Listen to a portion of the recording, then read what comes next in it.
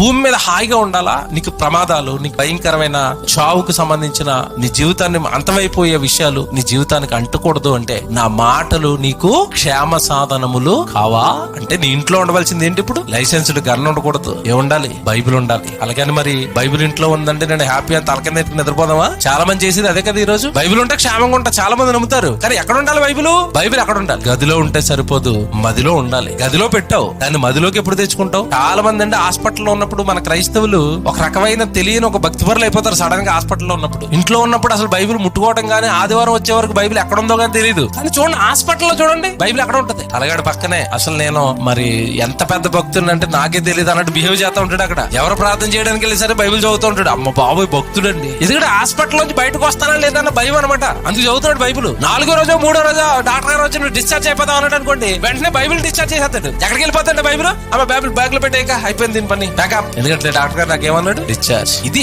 ఈ రోజు. అందుకేనండి పేరుకు క్రైస్తవులే ఉడుకు వస్తారు, బాప్తిస్మాలు తీసుకుంటారు, జీవితాలు బాగో, బ్రతుకులు బాగో, కుటుంబాలు బాగో. కారణం ఏంటంటే దేవుడి మాట ఎక్కడో నువ్వు నమ్మటం లేదేదో, అందుకే నీ కుటుంబం కూలిపోతుంది.